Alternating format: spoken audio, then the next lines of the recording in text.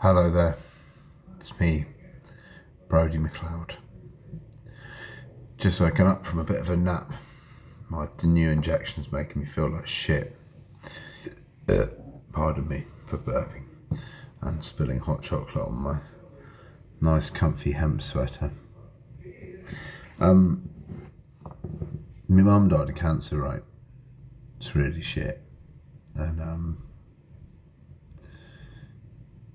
a lot of people get it, like athletes and people who don't smoke or drink. And there was this dude who famously said that he thought that he didn't agree with sort of some of the aspects of cancer research. Now, I really don't want to be tactless, insincere, unsympathetic, or come across as so skeptical that it is unpalatable. However, there is sort of quite a lot of credibility in what this chap said.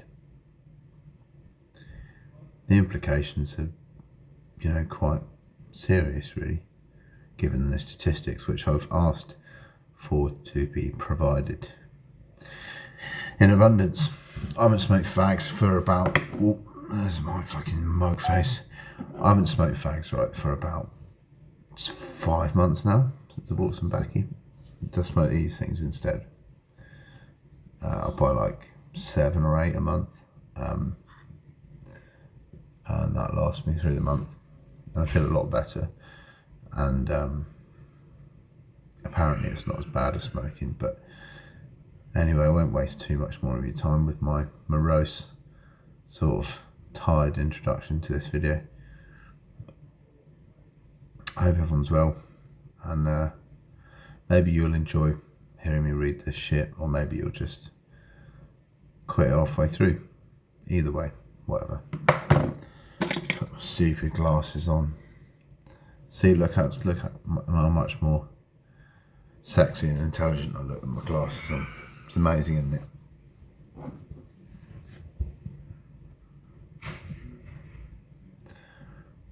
There you go. Okie dokie. The fracture in the foundation, Linus Pauling, the fraud, in inverted commas, of the war on cancer, and the biological storm of genetic uniqueness. Chapter 1, the indictment of a century.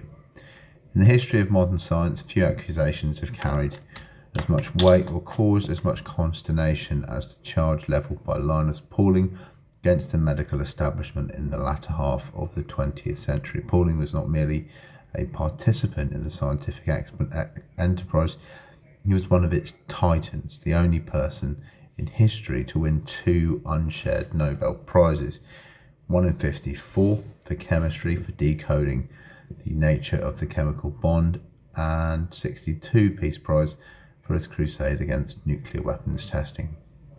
Pauling possessed an intellect that was universally revered.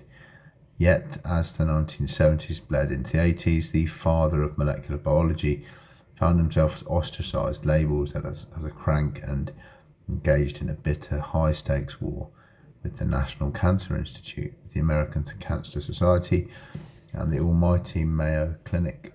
The culmination of this conflict was a statement of breathtaking severity. In 1986, the year I was born, letter to the editor of Outrage, a British journal devoted to animal welfare and anti-vivisection, Pauling wrote that everyone should know that most cancer research is largely a fraud, and that the major cancer research organisations are derelict in their duties to the people who support them. Now, you might not believe that to be true, and I'm not going to postulate that I know it to be true, but he did write it, and he's got 2 Nobel Peace Prizes, and there's kind of a lot of rational science to back that up, in a way. Goes on to say this was not a critique of methodology, it was an indictment of morality. To understand the gravity of this quote, one must strip away the modern veneer of integrative medicine and return to the vivid binary world of 1980s oncology. At that time, the war on cancer declared by President Richard Nixon in 1971 was in full swing, and billions of dollars were flooding to research institutions. The public promised a cure, a moonshot for medicine, yet death rates were climbing. Pauling's accusation of fraud was multi-layered. It was partially scientific, rooted in his conviction that the medical establishment had deliberately sabotaged the testing of vitamin C, ascorbate, as a cancer therapy. It was partly economic, driven by his observation that the cancer industry was structured to profit from patentable toxic chemotherapy while suppressing unpatentable natural cures.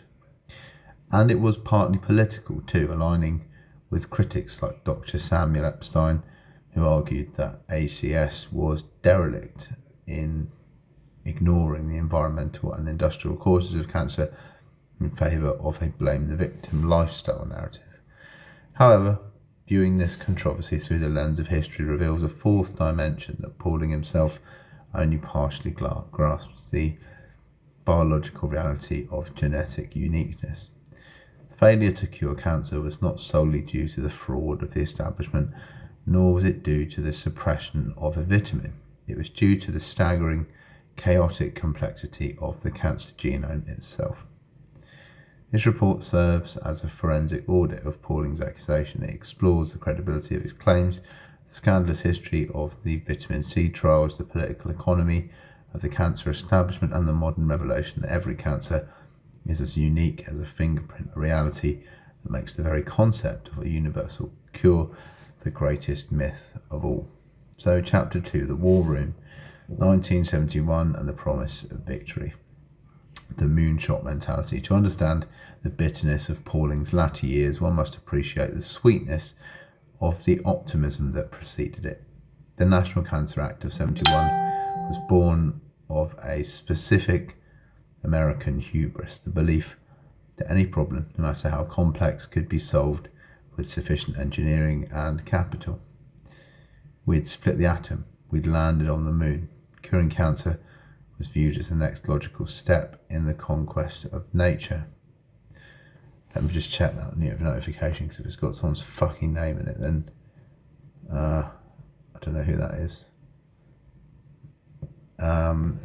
Yeah, hopefully they won't mind being in my video. So,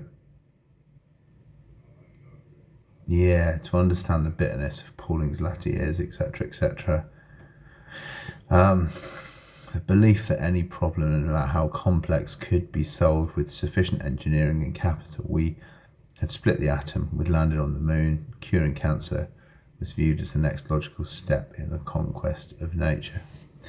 The rhetoric was explicitly military. The NCI was the Pentagon of this war. The chemotherapy drugs were the weapons, the tumours were the enemy combatants. The prevailing scientific theory of the metabolic defects, the complexity of the human genome, not to mention the cancer genome, was largely a black box. DNA sequencing was in its infancy. The war on cancer was launched with the confidence of a general who underestimates the guerrilla tactics of the enemy. The rise of chemotherapy paradigm, the chemotherapy, blah, blah, blah, whatever. By the mid-1970s, the standard of care had coalesced around cytotoxic chemotherapy. These drugs, mustard gas derivatives, anti-metabolites and alkaloids, were designed to kill rapidly dividing cells. They were effective against certain leukemias and lymphomas, leading to genuine cures in pediatric patients. The success created a template, defined a toxic agent, determined the maximum tolerated dose, MTD, blast the body until the cancer dies or the patient can take no more. It was into this rigid, high-stakes environment that Linus Pauling intruded. He did not come offering a new toxic compound synthesized in a pharmaceutical lab.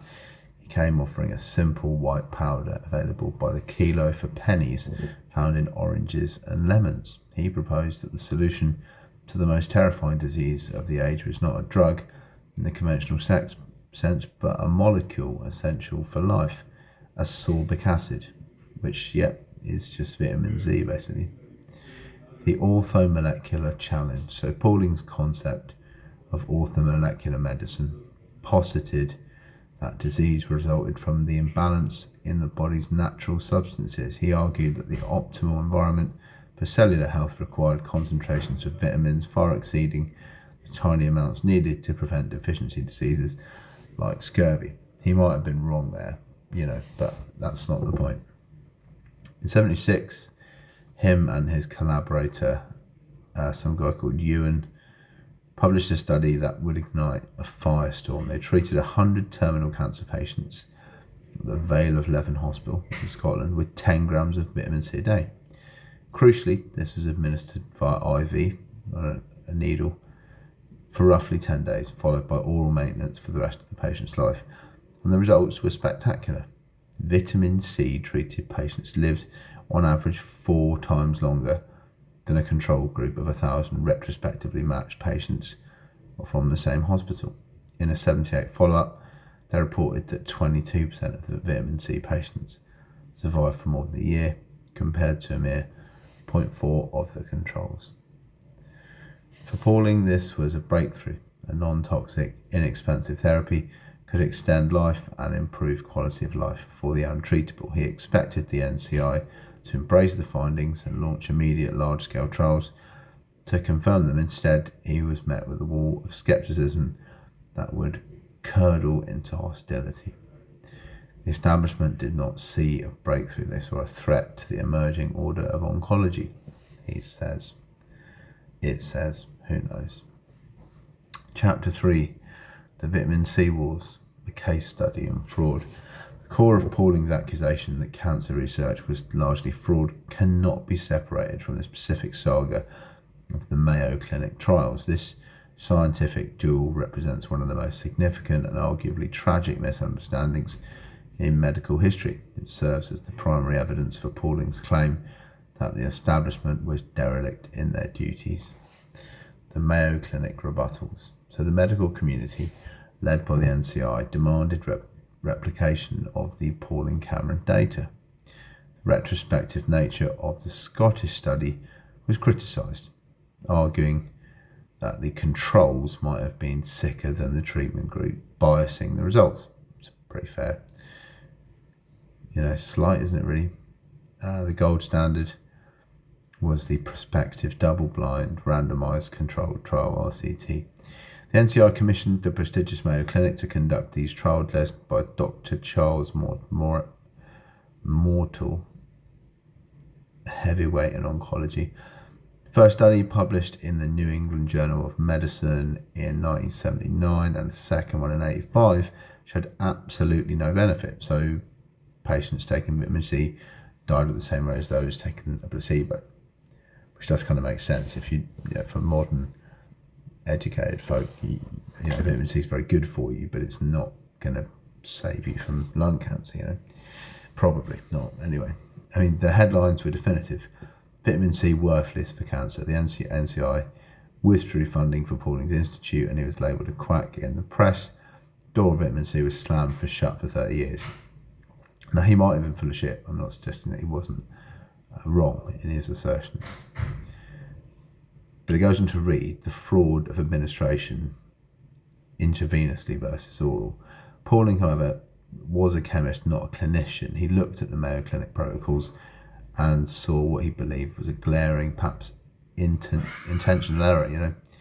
Pauling and Cameron had used IV vitamin C followed by oral maintenance. The Mayo Clinic citing convenience and the assumption that a dose used only oral capsules. So at the time, medical consensus held that the transport of vitamins was simple. If you swallowed 10 grams enters the blood. Pauling argued this was false, but he lacked pharmacokinetic data to prove it. It wasn't until years later, in the 2000s, long after his death, that the NIH researcher Mark Levine vindicated Pauling's objection with precise data. So Levine showed that the body has a strict control valve for oral vitamin C, so that you've got something called the oral absorption threshold. When vitamin C is taken orally, the intestines tightly regulate absorption. Once plasma levels reach about 200 micromolars, the kidneys rapidly excrete any excess. You simply cannot achieve high blood levels through tablets or pills. Expensive urine is the only result. Intravenous bypass. The IV administration bypasses the gut and the immediate renal filtration. It creates a pharmacologic plasma concentration that can peak at 20 to 25 millimolars. So the math of fraud, there's some shit no one really understands. The Mayo, I don't know anyway, you probably do, but the Mayo Clinic tested a dose that was 100 times lower in bioavailability than what Pauling uses. Scientifically, they tested a completely different therapy. When Pauling pointed this out, the New England Journal of Medicine refused to publish his rebuttals. To Pauling, this wasn't a mistake, it was scientific misconduct. He believed the Mayo researchers knew, or should have known, that the route of administration mattered. By refusing to replicate the IV protocol, they had committed a fraud on the public. The mechanism, why the dose matters. Why does this concentration difference matter then? Well, this document claims because at low oral doses, vitamin C acts as an antioxidant which protects cells, but at massive IV doses, it acts as a pro-oxidant which actually kills cells. Hydrogen peroxide mechanism. When vitamin C reaches the millimolar range achievable only via IV, it interacts with iron in the blood to generate high levels of hydrogen peroxide in the extracellular fluid. Normal cells are rich in the enzyme catalase, which instantly neutralizes hydrogen peroxide into water and oxygen. They are unharmed, and cancer cells are often deficient in catalase, so they cannot neutralize the peroxide. Peroxide enters a cancer cell, causes massive oxidative stress, damages DNA and mitochondria, and depletes ATP, whatever that stands for, amitriptyline or something, oh fuck knows, leading to cell death. By using oral doses, the Mayo Clinic effectively tested the protective antioxidant capacity of the vitamin rather than the cytotoxic pro-oxidant capacity Pauling had observed. They were testing a shield when Pauling had claimed to have found a sword. As a table, do your own research, I can't be bothered to scroll right. Political economy of cancer, dereliction of duty. Pauling's quote asserts that major organisations were dereliction in their duties. This moves the argument from the laboratory to the bedroom. In the 1970s and 80s, a growing chorus of critics, including Dr. Pauling and Dr. Samuel Epstein, argued that the cancer establishment had been established by the very industries that caused the disease. The profit motive and the patent trap. The fraud Pauling perceived was as inextricably linked to the economics of the pharmaceutical industry. The cost of bringing a drug to market is astronomical. To recoup this investment, companies rely on patents, which grant a monopoly on the molecule for a set number of years. The orphan status of nature vitamin C as a naturally occurring molecule cannot be patented. The dilemma: if a pharmaceutical company spent $500 million proving vitamin C cured cancer, they could not prevent a generic manufacturer from selling the same vitamin for pennies the next day. There is a zero return on investment for unpatentable natural therapies. Now again, I'm not endorsing this or claiming that it works. I don't know if it works. The dereliction. Pauling argued that the NCI and ACS, funded by tax dollars and donations, had a moral obligation to fill this market failure. They existed to serve the public, not shareholders, by refusing to fund trials for unpatentable substances like vitamin C and instead channeling funds into patentable synthetic drugs like chemo. Pauling believed they were betraying their charter. So the politics of cancer and Samuel Epstein. So while Pauling fought for cures, Dr. Samuel Epstein fought for prevention. His seminal 1978 book, Politics of Cancer, provided the intellectual ammunition for Pauling's dereliction charge. Epstein argued that the ACS and NCI were structurally biased against prevention because it threatened corporate interests. And the conflict of interest he documented, he described as interlocking directorates. So where board members of the ACS and the NCI often held positions in major chemical, pharmaceutical and tobacco companies even, the blame the victim narrative, the establishment focused heavily on lifestyle factors, smoking and diet, as primary causes of cancer.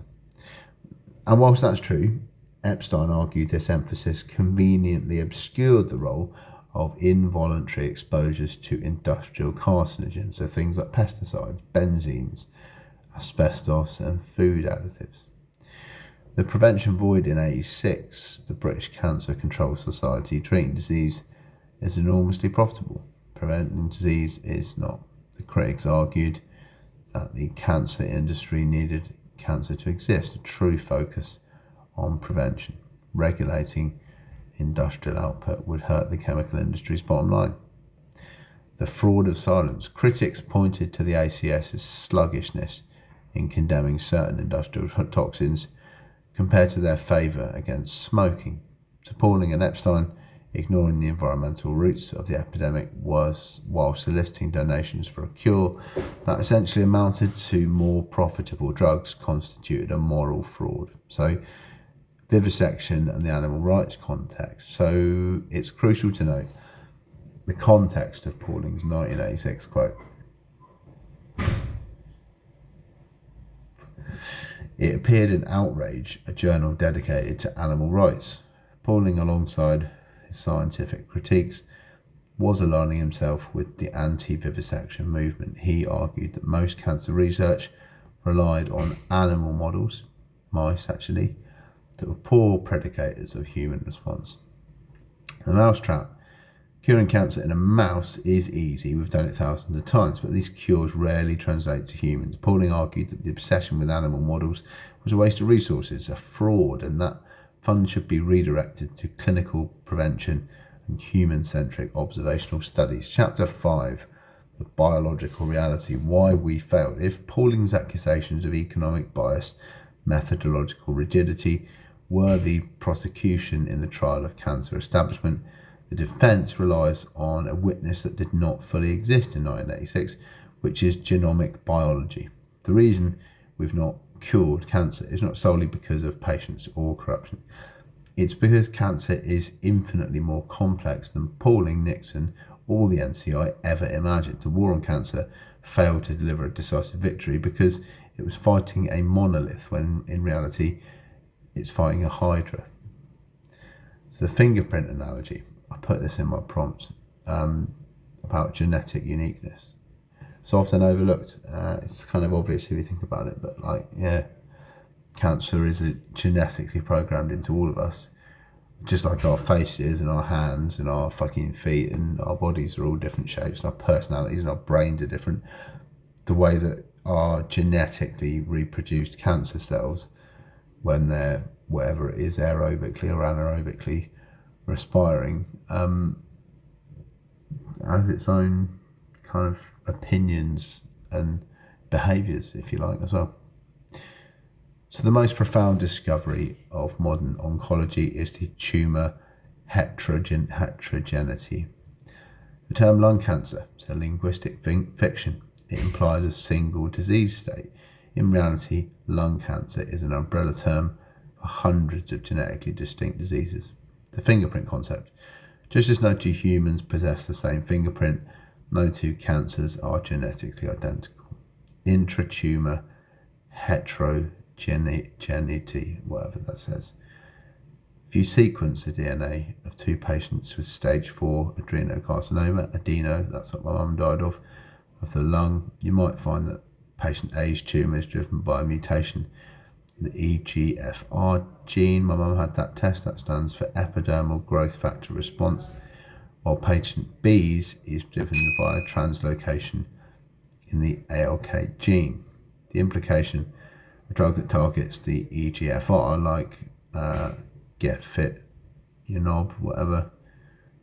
I'm sorry, I'm really drowsy off this new injection. It's horrible. It will cause miraculous remission in patient A, but will be completely useless for patient B.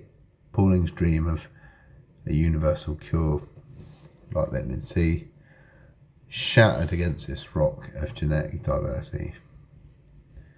The chaos within.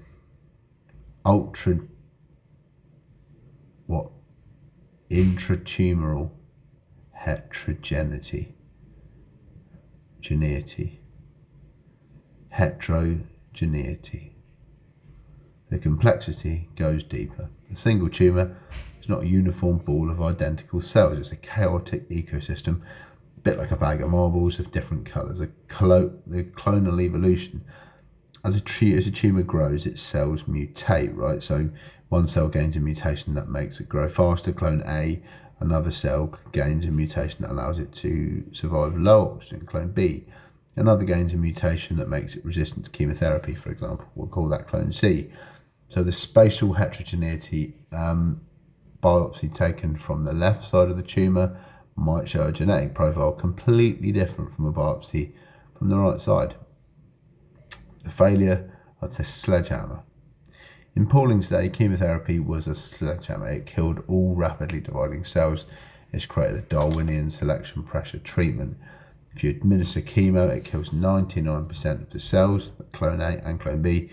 The tumour shrinks, the doctors celebrate. Mate survives, good times, you know. But clone C was naturally resistant. It survives, like selection, and you get recurrence. So with its competitors dead, clone C replicates unchecked, tumour returns, but now the entire tumour is made of clone C. The original drug no longer works. This isn't fraud, it's evolution. The cancer adapts to the treatment. Why the one-size-fits-all cure thing is a bit of a myth. Pauling's advocacy for vitamin C, while scientifically grounded in the collagen hyaluronidase theory, suffered from the same one-size-fits-all fallacy as NCI's chemotherapy. He believed vitamin C would work for everyone. Modern data suggests that while intravenous vitamin C is effective for some, its efficacy... Right, I've no idea where we are then. Someone was just doing the observations of the patients. Yeah, I'll start from the top. So, while this one-size-fits-all is a myth, Pauling's advocacy for vitamin C, while scientifically grounded in the collagen theory, suffered from the same one-size-fits-all fallacy as the NCI's chemotherapy.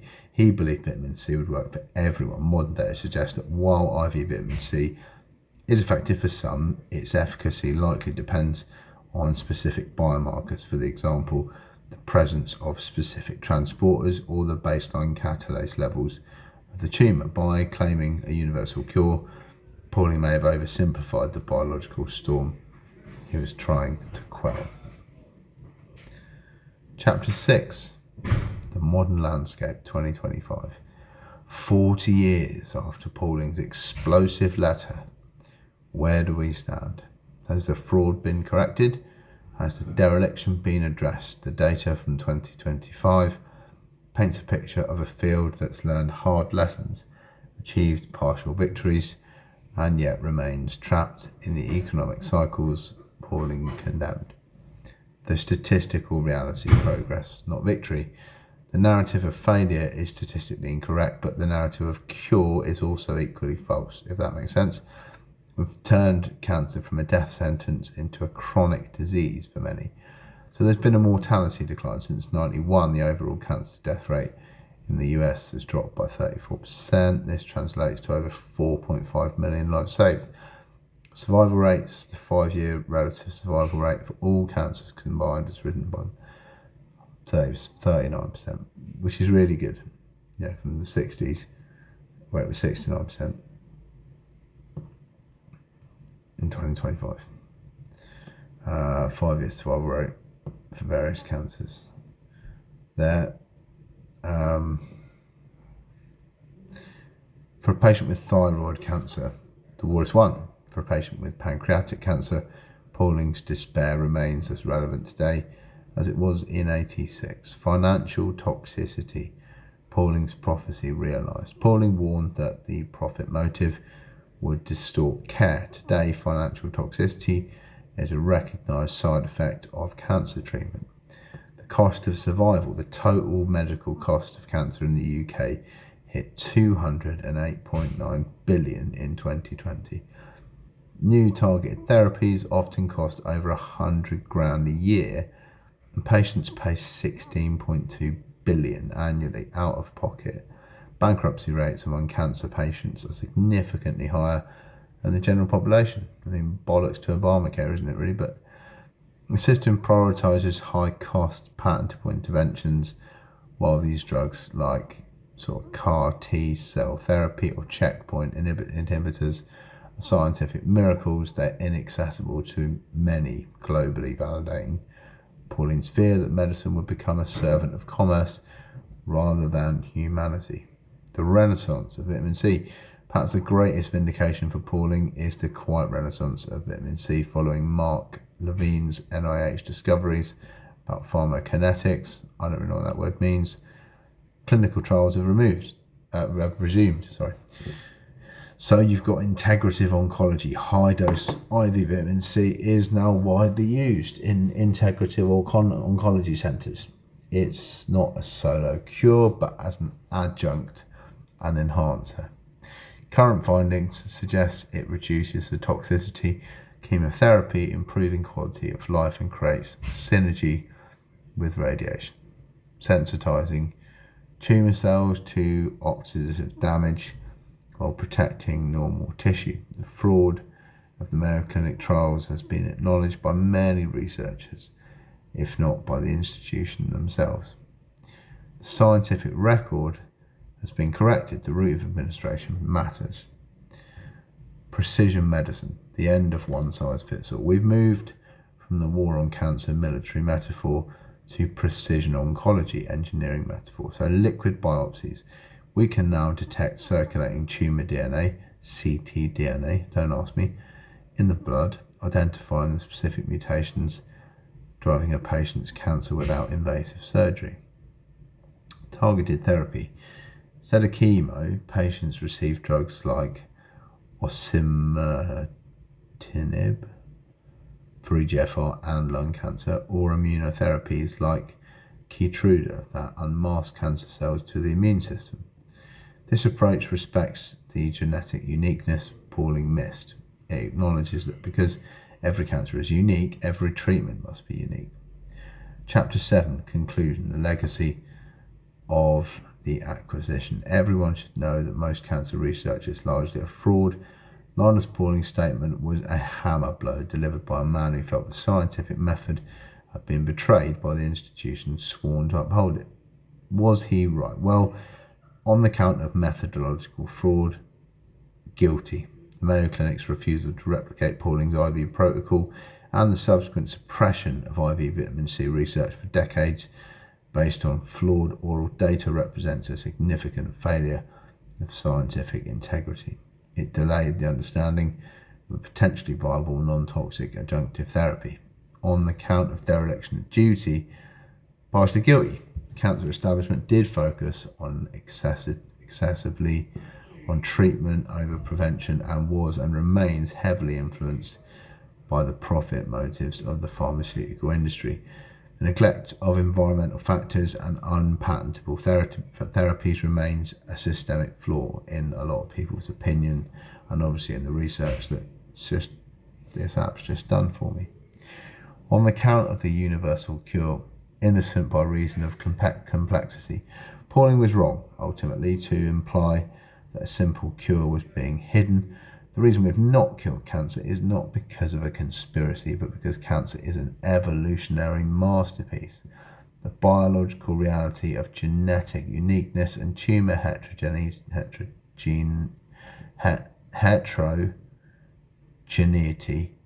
means that a single cure for cancer is a biological impossibility. Pauling's legacy in oncology is Not that he found the cure, but that he asked the dangerous questions. He forced us to look at the money behind the medicine, the methods behind the trials, and the potential of the molecules nature provides. The fracture he caused in the foundation of cancer revealed rot underneath, but it also let in the light. Today, we fight a smarter war. We fight with the knowledge that the enemy is unique in every pattern. We fight with an arsenal that includes both high-tech gene editing and increasingly the high-dose vitamins Pauling championed. The fraud is slowly being replaced by a humble, nuanced reality. There is no magic bullet, there is only the relentless pursuit of precision. Detailed statistical appendix, why the evolution of survival, a 50-year report card. So there's some stats and shit there, some more stats and shit. Some more fucking shit. Yeah, fuck it, that's the end of the video. Hope you get well soon. If you got cancer, then I hope you recover. Lots of love. Bye.